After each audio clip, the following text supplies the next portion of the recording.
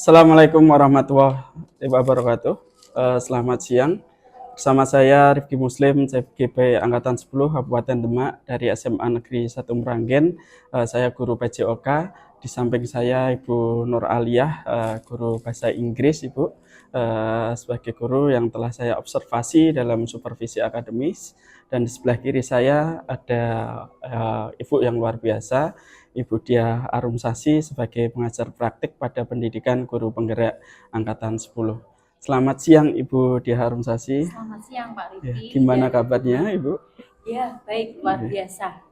Tetap semangat. Assalamualaikum Bu Nur Aliyah, bagaimana kabarnya Ibu? Waalaikumsalam, baik Pak Rifki, semoga Sehat Pak Rifki semua, juga ya? sehat. Ya, alhamdulillah Dia saya juga juga baik. sehat. Ya. Ya, amin. Baik, di percakapan pasca observasi ini saya akan memberikan beberapa pertanyaan pada Ibu Nur Aliyah terkait dengan jalannya observasi kelas yang sudah Ibu lakukan dengan tujuan untuk melakukan refleksi, evaluasi sejauh mana proses pembelajaran yang sudah Ibu lakukan. Di sini kita santai saja Ibu Nur Aliyah. Kita sudah 3 tahap. Yang pertama pra-observasi sudah kita lakukan. Yang kedua di tahap observasi juga alhamdulillah sudah berjalan dengan lancar, dan ini kita tutup di pasca observasi. Untuk pertanyaan yang pertama Ibu, bagaimana perasaan Ibu terkait dengan jalannya observasi kelas yang sudah Ibu Nur Aliyah lakukan?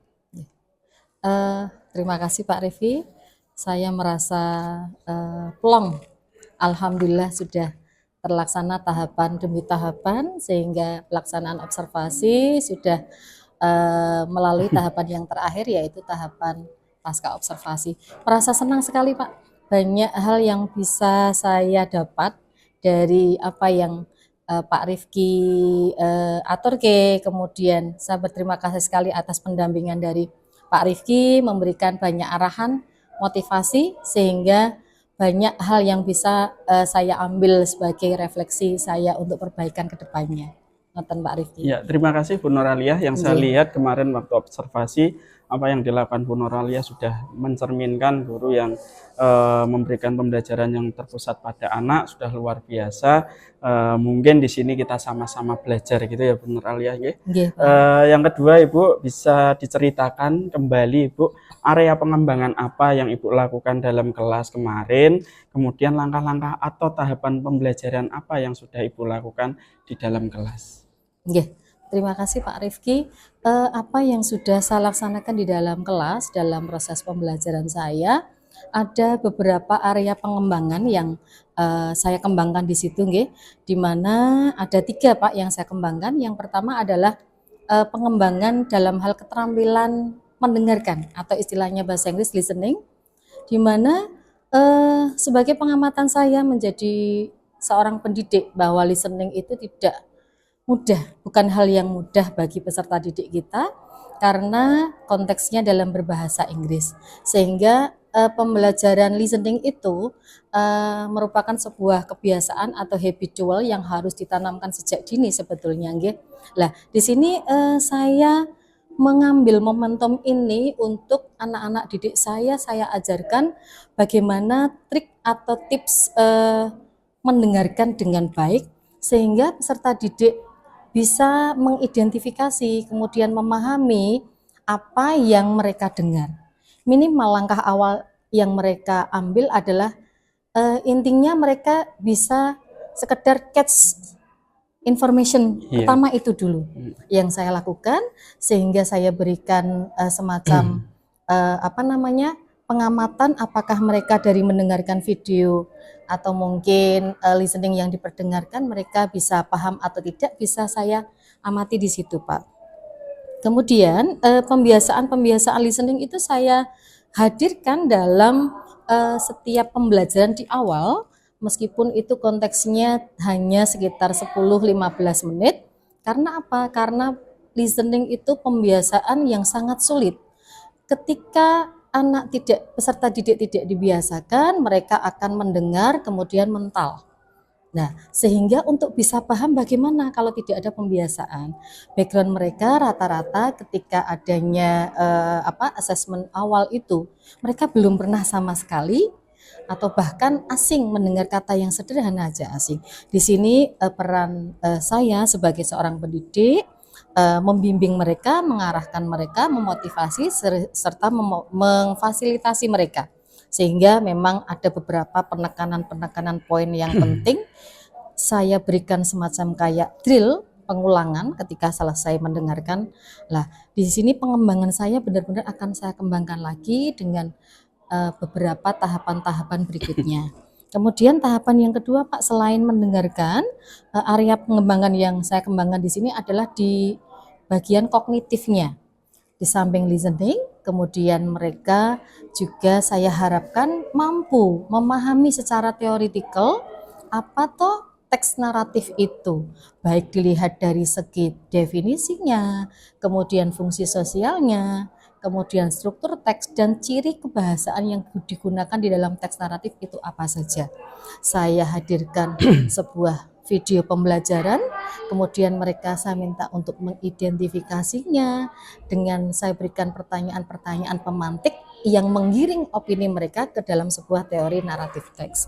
Kemudian yang ketiga, Pak, untuk area pengembangan yang berikutnya adalah ini mungkin finalisasi dari tujuan pembelajaran saya, di mana selain listening, tujuan akhirnya adalah anak bisa speaking, berbicara. Lah, di sini melalui strategi pembelajaran yang kooperatif, mereka saya arahkan untuk berdiskusi kelompok, saya bagi kelompok, kemudian saya hadirkan media-media pembelajaran di dalamnya, kemudian mereka memilih sendiri video-video yang saya berikan, mereka bebas untuk memilih, memang saya berikan kebebasan penuh pada anak sesuai dengan apa yang mereka butuhkan. Kemudian beberapa penyajian video-video interaktif, animasi saya sajikan, kemudian mereka memilih, mereka diskusikan bersama, mereka kupas bersama. Lah, di sini adalah momen mereka untuk speak up secara kelompok terlebih dahulu pertama. Mereka berlatih mulai dari kata, sama halnya dengan listening, tidak mudah Bapak. Untuk anak-anak kita belajar speaking untuk bisa mau berbicara itu sulit sekali, sehingga momen berdiskusi saya berkeliling untuk memastikan mereka satu persatu apa yang bisa mereka ucapkan sebelum mereka presentasi ke depan, diawali dengan latihan atau simulasi secara kelompok dulu. Mereka mengupas video yang mereka tonton, kemudian mengucapkan kembali beberapa kata, mulai dari sederhana, frasa, sampai ke kalimat, sampai mereka mampu menyusun sebuah paragraf pendek, yang akhirnya nanti dipakai mereka untuk presentasi atau mungkin kegiatan speaking mereka. Niku yang area pengembangan yang saya kembangkan beserta tahapannya, Bapak. Saya lihat kemarin juga apa yang dimunculkan Bu Al mengenai keterampilan mendengar, melakukan pembiasaan itu, bahkan menampilkan pembelajaran yang inovatif melalui video, gambar dan yang lain. Saya sudah apresiasi yang luar biasa. Mungkin nanti ini juga sebagai bahan pembelajaran saya untuk saya terapkan di pembelajaran BJOK, mungkin nanti juga bisa. Dan bahkan pembiasaan untuk anak kita pancing untuk bicara menggunakan bahasa Inggris itu kemarin juga anak antusiasnya sudah sangat-sangat bagus sekali. Nah itu mungkin saya acungi bahwa Bu Nur Aliyah dalam melakukan pembelajaran kemarin sudah sangat baik sekali. Menurut Ibu sekarang yang ketiga, menurut Ibu area pengembangan yang Ibu sampaikan tadi, baik dari keterampilan kognitif ataupun ranah berbicara untuk membiasakan diri, itu apakah sudah berhasil Ibu? Dan Ibu lakukan dalam pembelajaran tadi itu sudah berhasil atau belum? Terima kasih Pak Revi. Alhamdulillah dalam pengamatan saya, dalam proses pembelajaran yang saya lakukan dengan berbagai macam strategi, tahapan, model pembelajaran, saya mencoba menghadirkan beragam kegiatan belajar yang menyenangkan, yang interaktif, artinya siswa atau peserta didik terlibat langsung di dalamnya, sehingga pembelajaran yang berpihak kepada murid benar-benar kami terapkan. Alhamdulillah saya amati dari waktu ke waktu ada perubahan yang menuju ke arah perkembangan dari peserta didik saya, Pak, yang sangat signifikan. Itu menjadi sebuah semacam tolak ukur saya bahwa apa yang saya laksanakan artinya bisa saya artikan tidak sia-sia. Iya, Bu. Meskipun dalam pelaksanaannya saya tidak memungkiri bahwa saya menemukan beberapa hal yang mungkin ada yang kurang dalam proses pembelajaran saya. Namun hal yang terpenting yang saya amati, apresiasi kepada peserta didik saya adalah anak-anak yang semula tidak mau berbicara satu kata, bisa merangkai dari kata-kata menjadi frasa. Itu suatu hal perkembangan yang luar biasa bagi saya. Kalau dalam notabene di kelas 10 itu sangat luar biasa, Pak. Itu yang saya amati, sehingga perkembangannya sangat signifikan, dan harapan saya dari sini nanti ada langkah-langkah semacam kayak tindak lanjut berikutnya yang ingin saya kembangkan lagi. Jadi tertantang saya, Pak Rifki, mohon bantuannya nanti. Menurut Ibu, apa yang Bu Al sebutkan tadi mengenai keberhasilan itu, Bu Al rasakan sendiri itu sudah kira-kira berapa persen, Bu, dalam pembelajaran kemarin? Sesuai harapan Bu Al itu kira-kira apakah sudah 100% atau masih kurang atau gimana? Berapa persen kira-kira? Sekitar 70 sampai 80%, Pak. Sampai 80%. Terima kasih Ibu.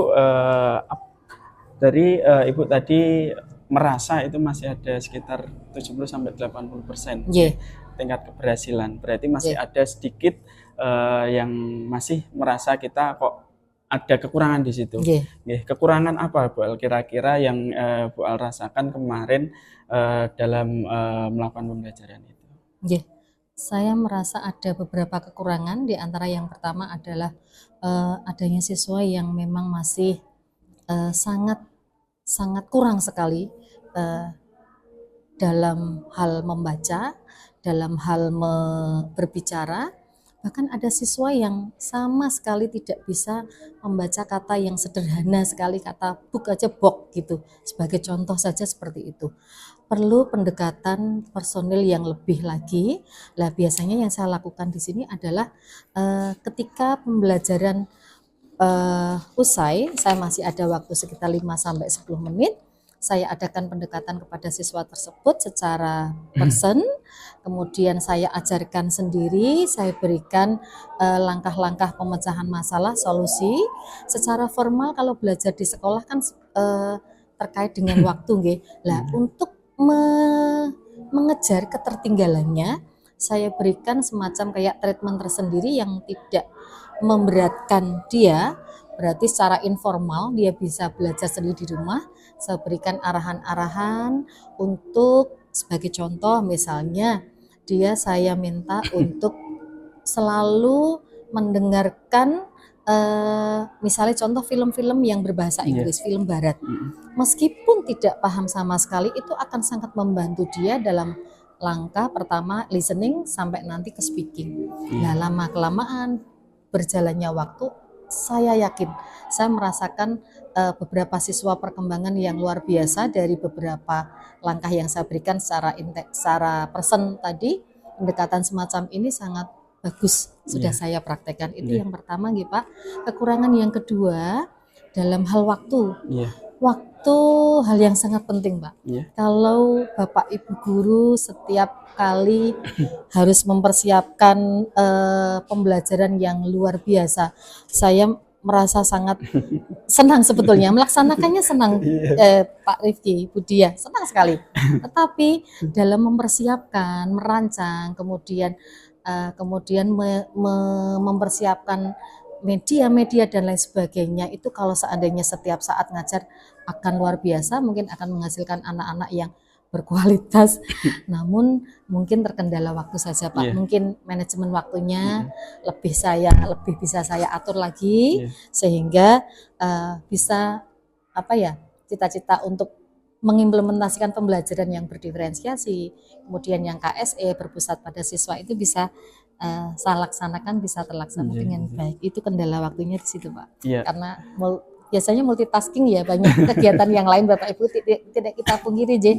Ngaten Mbak Rifki. Ya, jadi apa yang disampaikan Bu Al mengenai kekurangan yang Bu Al rasakan saat pembelajaran kemarin, seperti siswa kurang benar dalam membaca atau berbicara, itu ternyata Bu Al di sini juga sudah menyampaikan rencana kedepannya seperti apa, dan saya rasa itu juga hal yang menarik dan hal sangat luar biasa. Saya sepakat dengan apa yang dibilang Bu Al tadi, itu membuat motivasi kita sebagai pengajar nanti untuk bisa meningkatkan khususnya sistem pembelajaran kita. Kalau waktu saya yakin itu tantangan kita semua, apalagi kita di sekolah ternyata tugas kita bukan hanya dalam arti kita merawat anak kita dalam pembelajaran, ada tugas tambahan.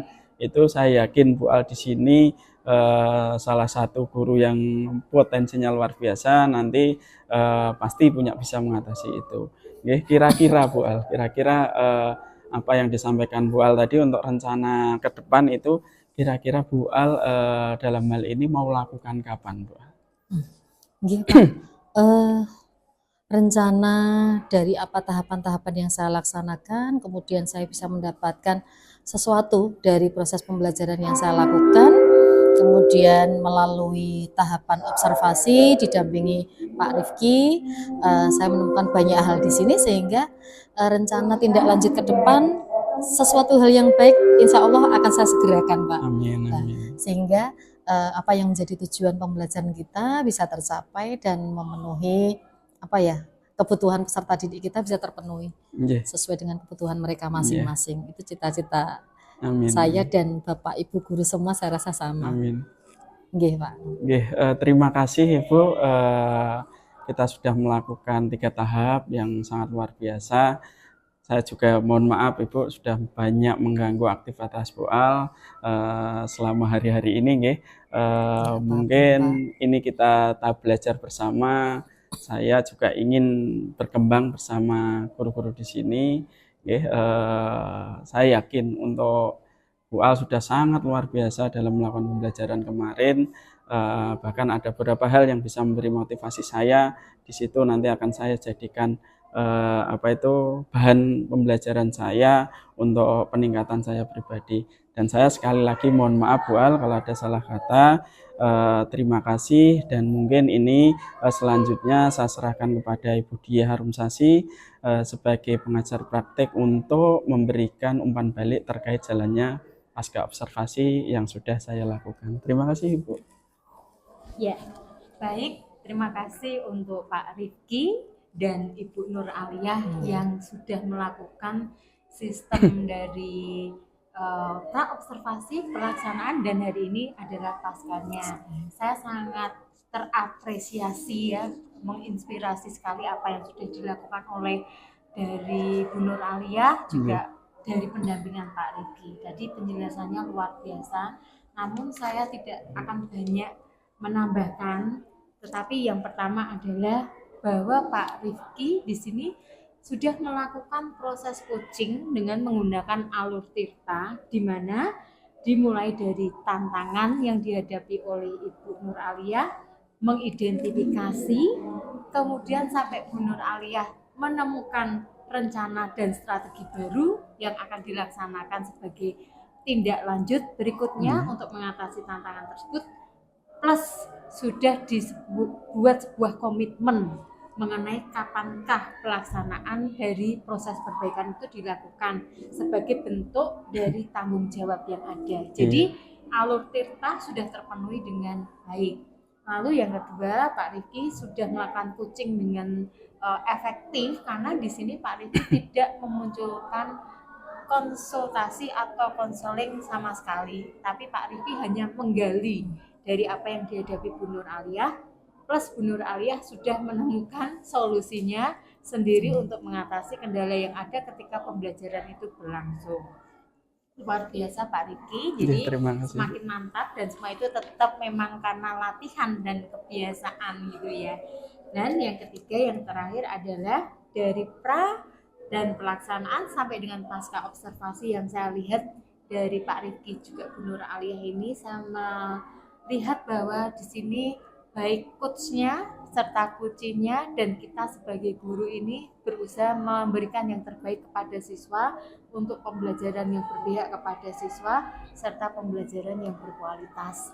Dan pesan saya adalah tetap tergerak, bergerak, dan Siap, menggerakkan untuk mewujudkan cita-cita yang mulia itu tadi. Amin. Terima kasih, saya sebagai PP memberikan umpan balik demikian. Nggih, matur Sukses Terima kasih Bu, suwun. sama-sama.